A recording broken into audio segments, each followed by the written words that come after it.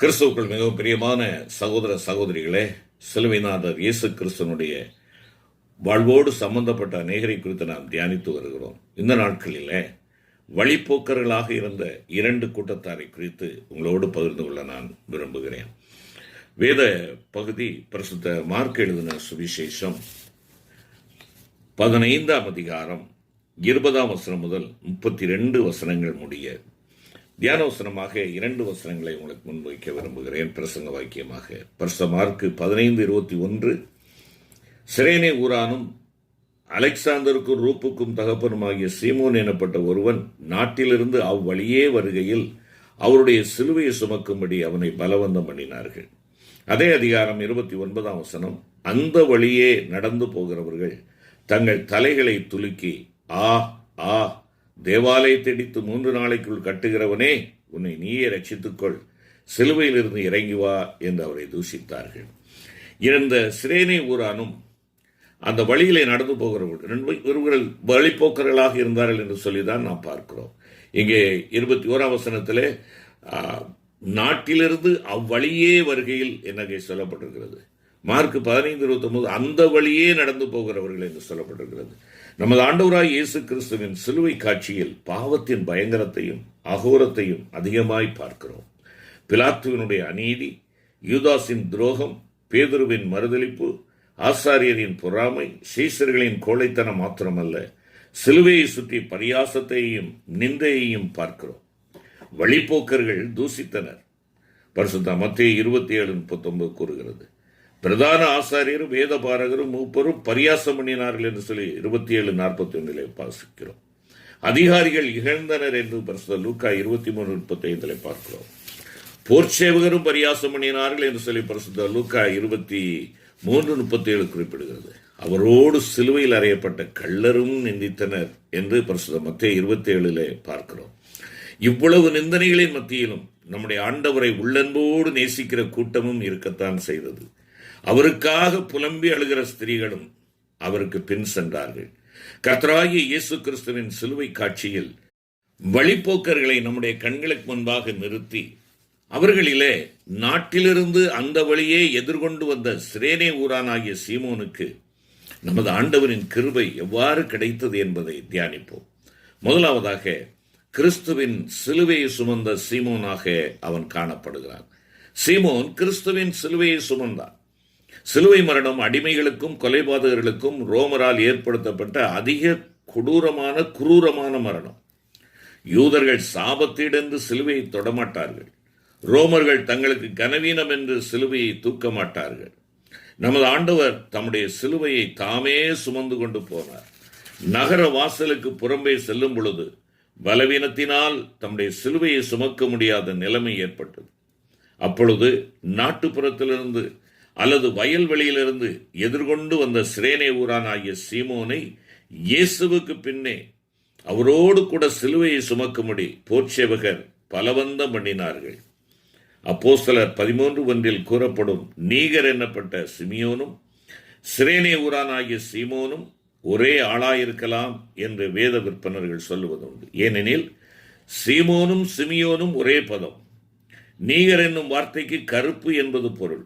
அப்படியானால் சிரேனே ஊரானாகிய சீமோன் ஆப்பிரிக்காவிலே உள்ள சிரேனே பட்டணத்தை சார்ந்த கருப்பு நிற மனிதன் என்று சொல்லலாம். கருப்பு நிற யூதன் என்று சொல்லலாம். அவன் யூத மார்க்கத்தில் அமைந்தவனாய் இருக்கலாம். ஆண்டவராய் இயேசு கிறிஸ்துவோடு சிலுவையை சுமக்கும்படி பலவந்தம் பண்ணப்பட்ட போதிலும் மற்றொருவருக்கும் கிடைக்காத பாக்கியமும் ஸ்லாக்கியமும் சிரேனே ஊரானாகிய சீமோனுக்கு கிடைத்தது ஆண்டவருடைய சுத்த கிருபைதான். சிலுவை காட்சியில் சிலுவை சுமந்த 4 பேரை பார்க்கிறோம்.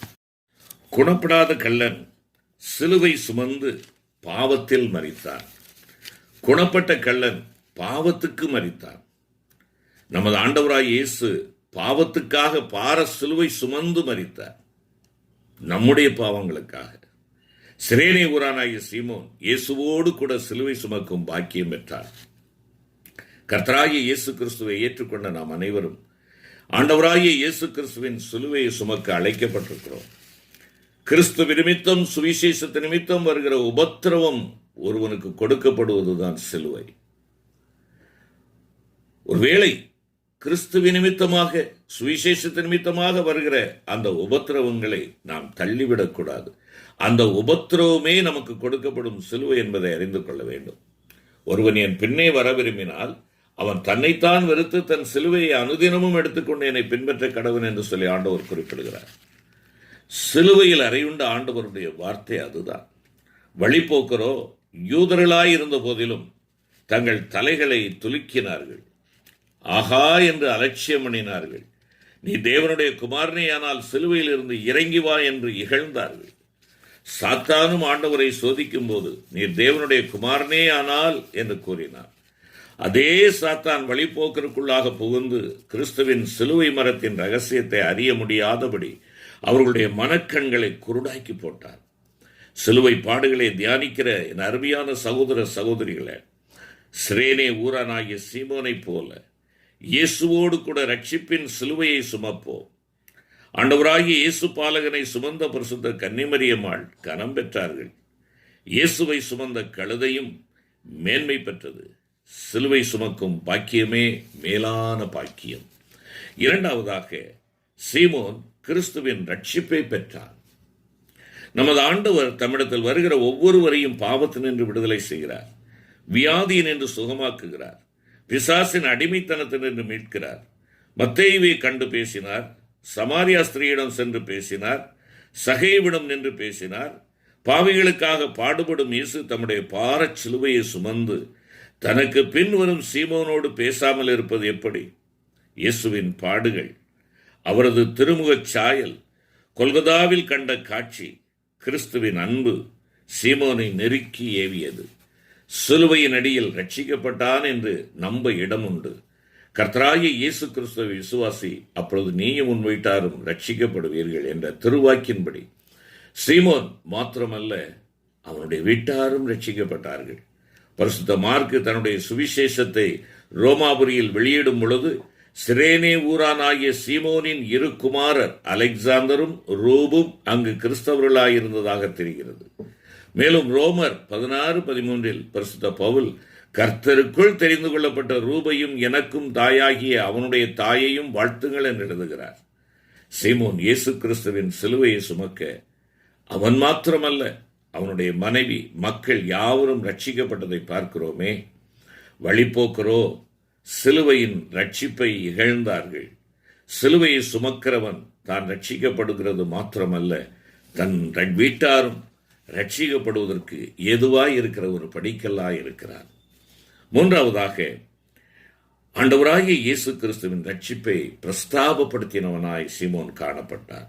சீமோன் கிறிஸ்துவின் ரட்சிப்பை பிரஸ்தாபித்தான். புறமதஸ்தர்கள் மத்தியில் ஸ்தாபிக்கப்பட்ட மிஷனரி ஸ்தானமாகிய அந்தியோகியாவில் உழைத்து வந்த தீர்க்கதரிசிகள், போதகர்கள் முதலியவர்களில் நீகர் கருப்பன் என்னப்பட்ட சிமியோனும் ஒருவனாய் இருந்தான் என்று சொல்லி பார்க்கிறோம். கிறிஸ்துவின் சிலுவையை சுமந்ததினால் அவரால் ரட்சிக்கப்பட்டு அவருடைய ரட்சிப்பை கூறி அறிவிக்கும் மிஷனரியாய் இருந்தான். அவனுக்கு பவுல், பர்னபா, மனாயின், லூகி முதலியவர்களோடு சுவிசேஷ ஊழியம் செய்யும் சிலாக்கியம் கிடைத்தது. அவன் ஊழியம் செய்த அந்தியோகியா சபை, அப்போஸ்தலர் 13:1-2 பார்ப்போம் என்றால், அது ஆவிக்குரிய சபையாக, ஐக்கியம் நிறைந்த சபையாக, தர்ம சகாயம் செய்த சபையாக, ஆராதிக்கின்ற திருச்சபையாக, அன்பர்கள் நிறைந்த திருச்சபையாக, மிஷனரி திருச்சபையாக, பிற்காலத்தில் அந்தியோகியாவில் தோன்றின வேத சாஸ்திர கலாசாலை மிகவும் பெயர் பெற்று விளங்கியது. அங்கிருந்து ஆசியா, ஐரோப்பா, ஆப்பிரிக்கா கண்டங்களுக்கு சுவிசேஷம் சென்றது. அருமையான கர்த்தருடைய பிள்ளைகளை, நீங்களும் நானும் ரட்சிக்கப்பட்டவனுடைய நோக்கம் என்ன? நான் தனித்து நான் சுகமாயிருக்கிறேன், நான் ஆண்டவருடைய பிள்ளையாயிருக்கிறேன் என்பது மாத்திரமல்ல. ஆத்துமாக்களை ஆண்டவருக்கென்று ஆதாயம் பண்ணவே நீங்களும் நானும் ரட்சிக்கப்பட்டிருக்கிறோம் என்பதை மறந்து போகக்கூடாது.